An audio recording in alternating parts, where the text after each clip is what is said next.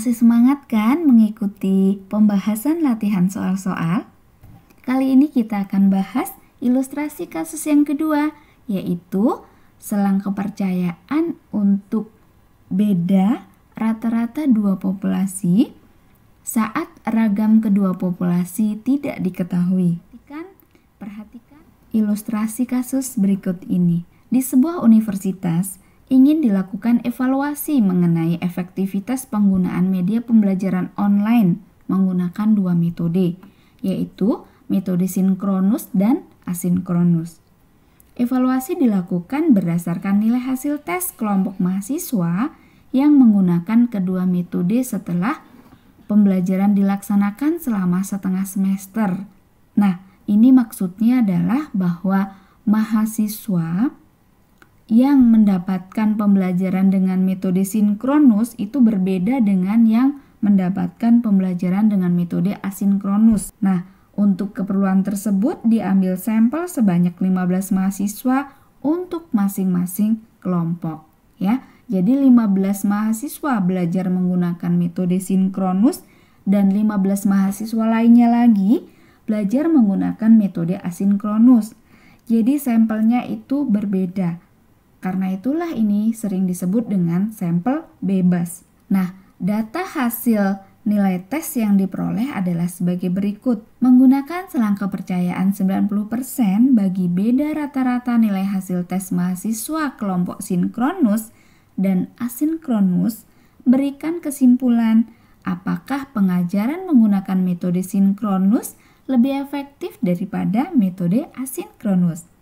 Apabila diasumsikan ragam kedua populasi adalah sama. Mari kita lihat penyelesaiannya. Dari data seperti ini, misalkan ini 15 menunjukkan nomor urutnya saja, bukan berarti sampelnya adalah sama, ya. Tadi sudah dijelaskan bahwa mahasiswa yang belajar menggunakan metode sinkronus ini tidak sama dengan mahasiswa yang belajar dengan metode asinkronus, ya.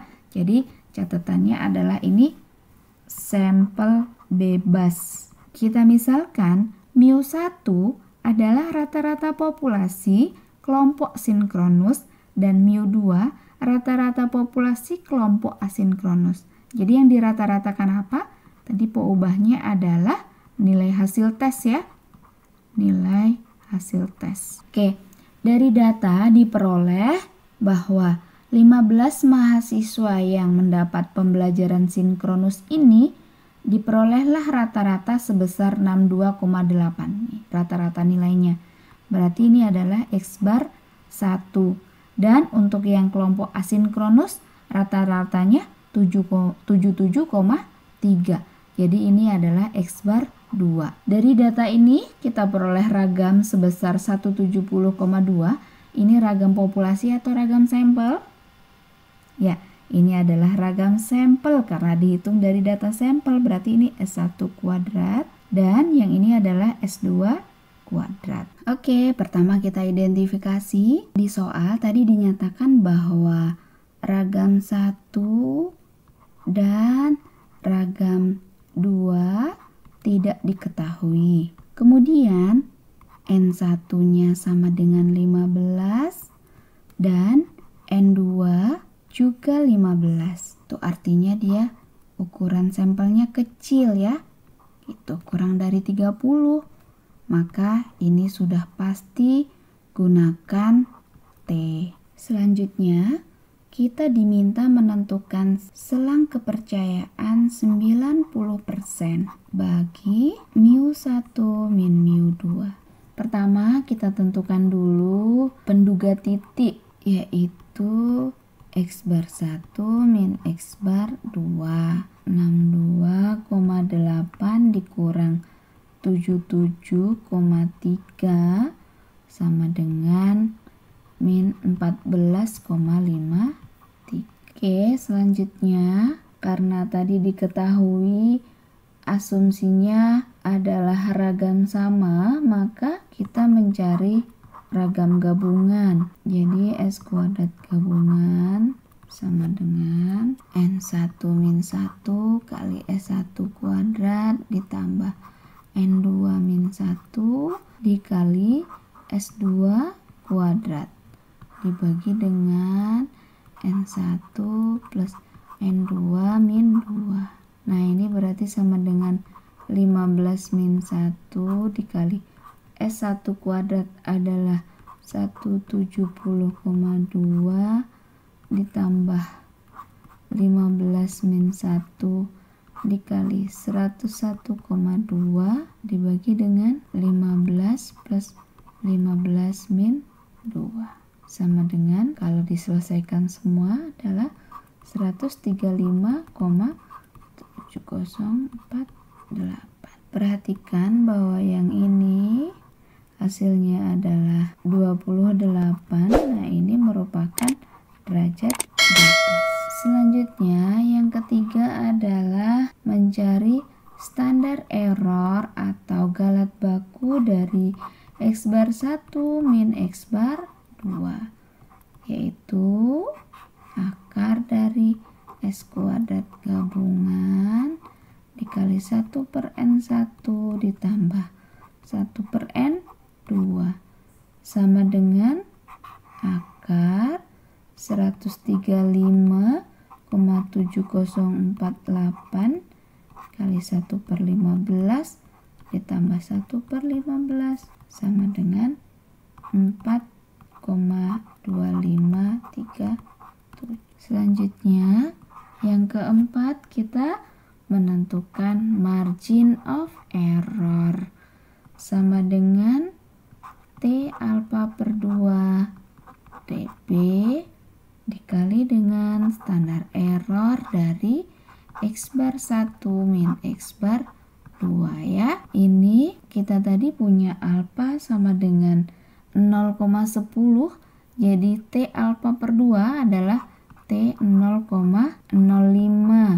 Derajat bebasnya adalah 28 dikali standar errornya yaitu 4,2537. Ini kalau dicari di tabel ataupun di Excel hasilnya adalah 1,701 dikali dengan 4,2537.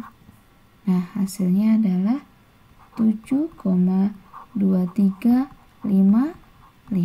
Nah, selang kepercayaan yang kita bentuk adalah X bar 1 min X bar 2 plus minus MOE ya, margin of error.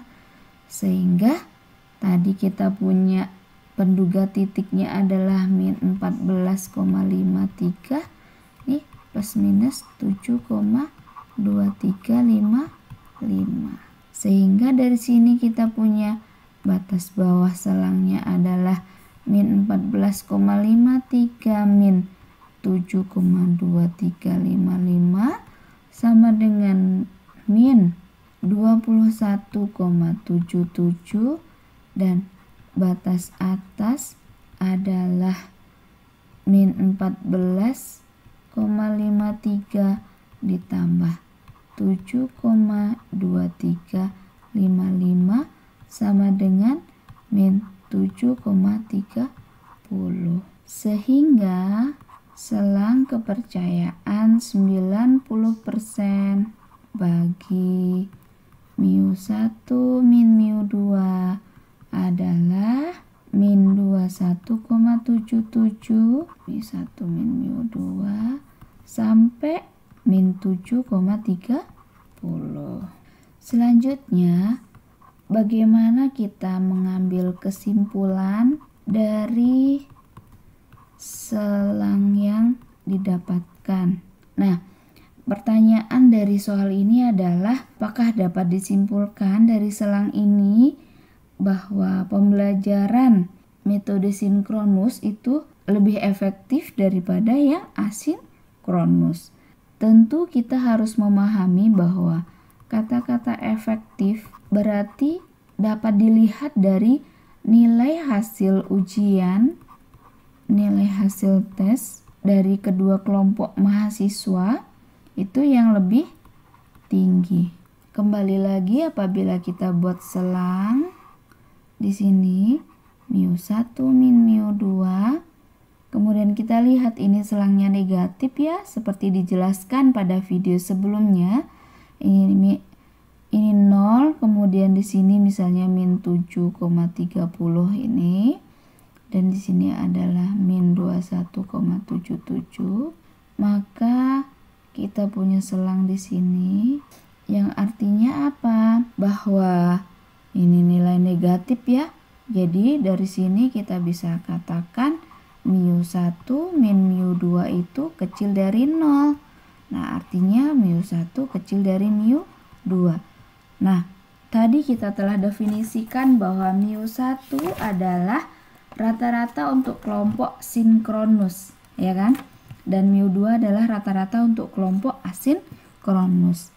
Artinya ini bahwa rata-rata nilai hasil tes mahasiswa kelompok yang belajar menggunakan metode sinkronus lebih rendah daripada yang asinkronus ya. Dengan demikian mana yang lebih efektif? Ya, yang asinkronus. Jadi dari sini dapat disimpulkan bahwa metode asin lebih efektif. Demikianlah pembahasan soal untuk kasus ragam populasi tidak diketahui. Selamat berlatih soal-soal yang lainnya. Dan sampai ketemu pada video selanjutnya.